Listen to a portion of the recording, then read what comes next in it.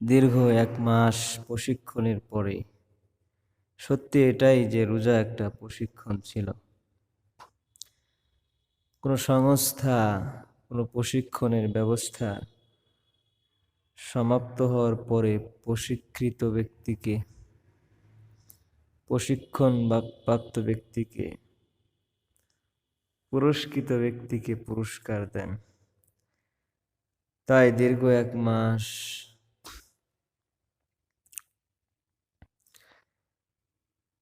তাকওয়া অর্জনের সমাপ্তির পরে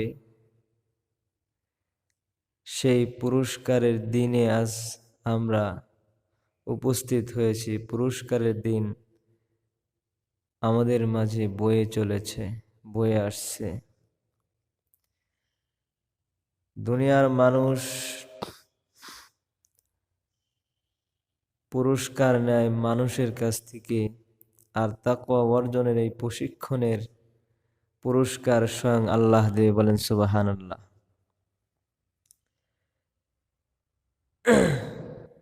মালিক পুরস্কার দিবেন। এই প্রশিক্ষণের ধারাটা এই জন্যই রাখা হয়েছে যে প্রশিক্ষণ মানুষের দক্ষতাকে বাড়ায়, যাতে মানুষ তার প্রশিক্ষণ ভুলে না যায় অথবা প্রশিক্ষণ থেকে সে সরে না যায়। এজন্য আল্লাহ তাআলা এই ব্যবস্থা করেছেন। আর এজন্যই দুনিয়ার প্রতিটা সেক্টরেই বছরে একবার হোক, 6 মাসে অন্তর একবার হোক প্রশিক্ষণের ব্যবস্থা রাখেন।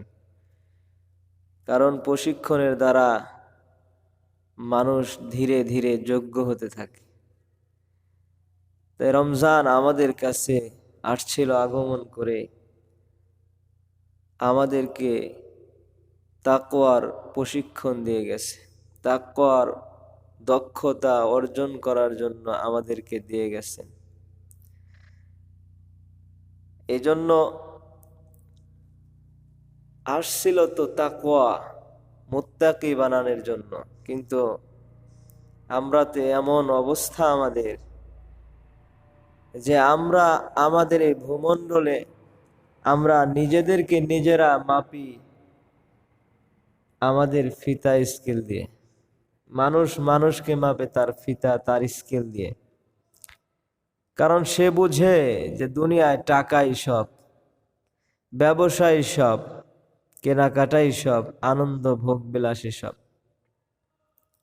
এখানকার মানুষ এখানকার ফিতা দিয়েই তো মাপবে। তো আল্লাহ তাআলা মাপেন আল্লাহ তাআলার ফিতা দিয়ে। আল্লাহ সূরা হুজরাতে বলেন, ইন্না আকরামাকুম ইনদাল্লাহি আতকাকুম, যে আমার কাছে ওই ব্যক্তি সম্মানিত যার তাকওয়া বেশি। বলেন সুবহানাল্লাহ। এজন্য মানুষকে আল্লাহ তাআলা এমন একটা মাস দান করেছিলেন, তাকওয়ার মাস, যেই তাকওয়া মানুষকে আল্লাহ পর্যন্ত পৌঁছায় দেন। তাই মানুষকে রোজা যে প্রশিক্ষণগুলো দিয়ে গেছেন, সেই প্রশিক্ষণগুলো কি? রোজা মানুষকে প্রশিক্ষণ দেয় সর্বপ্রথম যে তুমি না খেয়ে থাকো, এটা তোমার জন্য এমন একটা ভালো দিক যে তুমি বুঝবা তোমার প্রতিবেশী না খেয়ে থাকলে কেমন কষ্ট হয়। কিতাবেও আছে, না খেয়ে থাকলে কম খেলে হিকমত বাড়ে, আর বেশি খেলে হিকমত আল্লাহ তাআলা নিয়ে যান। এজন্য রোজা আমাকে শিক্ষা দেয় আমার প্রতিবেশীর কষ্ট দুঃখ, গরিবের কষ্ট দুঃখ অনুধাবন করার জন্য। নামাজ আমি পড়েছি দীর্ঘ সময়, তারাবিতে 20 রাকাত নামাজ পড়েছি, যাতে আমি সারা বছর নামাজে মশগুল থাকতে পারি। ব্যাটারি চার্জ নেয় 1-1.5 ঘন্টা 2 ঘন্টা, কিন্তু ও সাপ্লাই দেয় 12 ঘন্টা। 12 এম্পিয়ার হলে 12 ঘন্টা, 24 এম্পিয়ার হলে 24 ঘন্টা। হ্যাঁ, এই জন্য নামাজ আমাকে প্রশিক্ষণ দেওয়া হয়েছে রমজানে। এরকম আরেকটা প্রশিক্ষণ কোরআনের সাথে হয়েছে। কোরআন শোনা পড়া এত বেশি পরিমাণ হয়েছে যাতে বাকি রমজানের বাহিরেও সময়গুলো যাতে সে কোরআনে কারিমের সাথে লেগে থাকতে পারে। এটাকে সবরের মাস বলা হয়েছিল। সবর শিক্ষা দিয়েছেন আমাকে, সহানুভূতি শিক্ষা দিয়েছেন আমাকে, দান করিয়েছেন, দান শিক্ষা দিয়েছেন। যারা এই প্রশিক্ষণগুলোতে প্রশিক্ষিত হয়ে জয়যুক্ত হয়েছেন, আল্লাহ তাআলা তাদেরকে তাদের জন্য আজকের এই দিনটা হলো ইয়াউমুল জায়েজা, অর্থাৎ পুরস্কারের দিবস। ইয়াউমুল জায়েজা, পুরস্কারের দিবস। হাদিসে আল্লাহর রাসূল সাল্লাল্লাহু আলাইহি ওয়াসাল্লাম বলেন, ইযা কানাত লাইলাতুল কদর, ইযা কানাত লাইলাতুল ফিত্র, ইযা কানাত লাইলাতুল ফিত্রি, যখন নাকি ঈদুল ফিতরের রাত আসেন, সুম্মিয়াত তিলকাল লাইলাতু লাইলাতাল জাইজা, তখন এই রাত্রিকে লাইলাতুল জাইজা, পুরস্কারের রাত্রি বলে আল্লাহ তাআলা ঘোষণা দেন। বলেন সুবহানাল্লাহ। এরপরে আল্লাহ তাআলা বলেন, ফাইদা কানাত লাইলাতুল ফাইদা কানাতিল ফিতরাতুল গদা, যখন নাকি ঈদের দিন সকাল হয়, বাআসাল্লাহু আযজা ওয়া জাল্লা, আল্লাহ তাআলা আসমান থেকে ফেরেশতাদেরকে নাজিল করে, ফি কুল্লি বিলাদিন, প্রতিটা শহরে, ফায়াহবিতুনা ইলাল আরদি, তারা জমিনে বিচরণ করে, ফায়াকুমুনা আলা আফওয়াহিস সিকাক, গলিতে গলিতে দাঁড়ায়া, ইনাদুনা, তারা ডাক দেয়, বিসাউতিন ইয়াসমাউ মান খালাকাল্লাহু আযজা ওয়া জাল্লা ইল্লাল ইনসা ওয়াল জিন, সেই আওয়াজগুলো সকল প্রাণী সব কিছুতেই শুনতে পায়, তবে মানুষ এবং জিন সে আওয়াজ শুনতে পায় না। এরপরে ফেরেশতারা ডাকতে থাকে, ইয়া উম্মাতা মুহাম্মদ, হে উম্মতে মুহাম্মদ, হে উম্মতে মুহাম্মদ, উখরিজু ইলা রাব্বিল কারীম, তোমার দয়াময় রবের দরবারে আল্লাহর দিকে ধাবিত হও। বলেন সুবহানাল্লাহ। ওয়া ইউতিল জাজিল, আল্লাহ তাআলার বড় বড় প্রতিদান নাও। ওয়া ইয়াফু আন আযীম, আল্লাহ তাআলার বড় বড় ক্ষমাগুলোকে তুমি নাও। এরপরে আল্লাহ তাআলা ফেরেশতাদের ডাক দিয়ে বলে, ইয়া মালাইকাতি, হে আমার ফেরেশতারা, মা জাযা ওয়াজিরিন আইওয়াফা আমালুহু, ওই শ্রমিকের পারিশ্রমিক কি হতে পারে যে তার কাজ পরিপূর্ণ করে। ক্বালু সাইয়্যিদুনা রব্বুনা, হে আমাদের রব, আমাদের প্রতিপালক। জাযাউহু আইওয়াফা আজরুহু, ওই বান্দাদের প্রতিদানগুলোকে আল্লাহ আপনি পরিপূর্ণ দিয়ে দেন। বলেন সুবহানাল্লাহ। এরপর আল্লাহ তাআলা বলেন, ক্বালা উশহিদু, তোমরা সাক্ষী থাকো, বিহিম, তাদের ব্যাপারে, আজকে তারা আমার দরবারে হাজির হয়েছে, রমজানটা কাটায়া 30টা রোজা রেখেছে, তারাবি পড়েছে, ইফতার করেছে, ভালো ভালো কাজ করেছে, আমি যেই কাজগুলো প্রশিক্ষণ দিয়েছি সব করেছে। এজন্য আমি আল্লাহ তাদের প্রতি খুশি, আমি আল্লাহ তাদেরকে মাফ করে দিলাম। বলেন সুবহানাল্লাহ। আল্লাহ তাআলা বলেন, ফায়াকুলু ইরজিউ কদ গফারতু লাকুম ওয়া বাদদালতু সাইয়্যাতিকুম হাসানাত, আল্লাহ তাআলা বলেন, তুমি যখন আমার কাছে ক্ষমা চাইছো, আমি তোমার গুনাহগুলো ক্ষমা করে দিয়েছি এবং তোমাকে আমি তোমার গুনাহগুলো নেক দ্বারা পরিবর্তন করে দিয়েছি। আল্লাহু আকবার। আল্লাহ তাআলা বলেন, ইয়ারজিউনা মাগফুরাল লাহুম, যখন তোমরা ঈদগাহ থেকে যাবে তখন আমার ক্ষমা নিয়ে ক্ষমা প্রাপ্ত হয়ে তোমরা বাড়িতে যাবা। কেমন যাবা?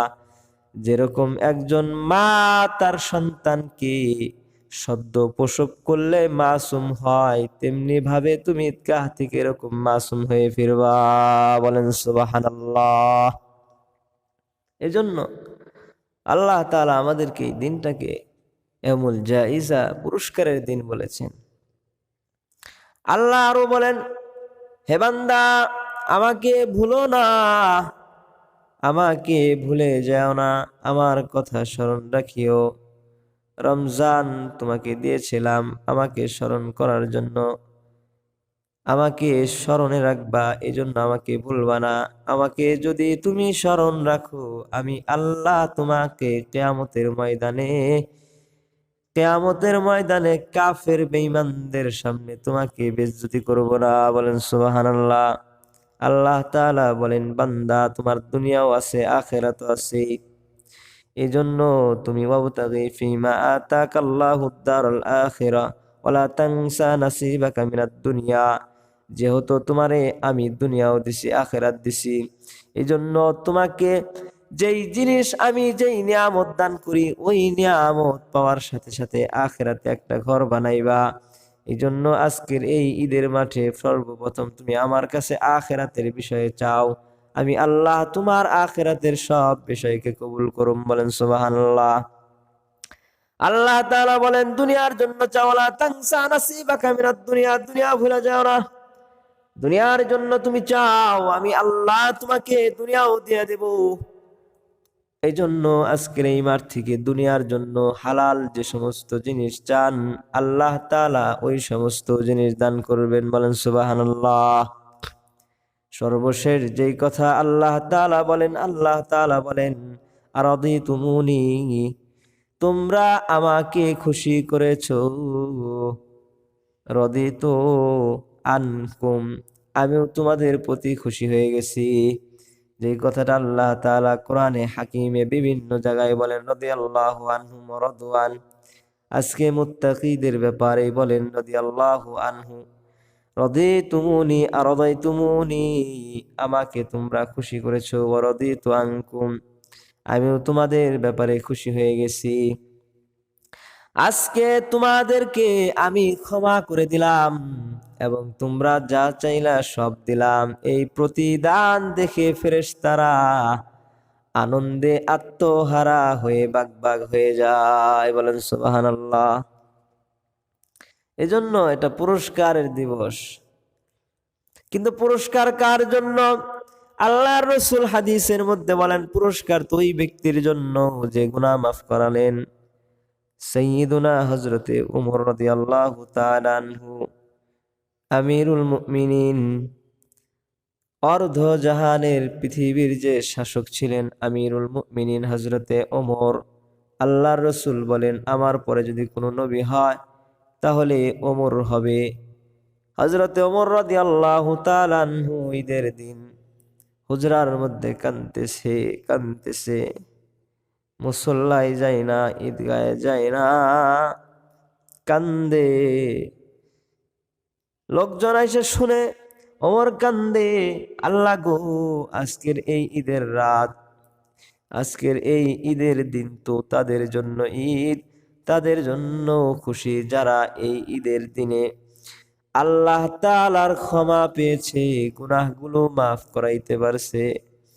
আমি ওমর জানি না আমার জিন্দেগির গুনাহ মাফ হয়েছে কিনা, এই বলা হযরতে ওমর কান্দে।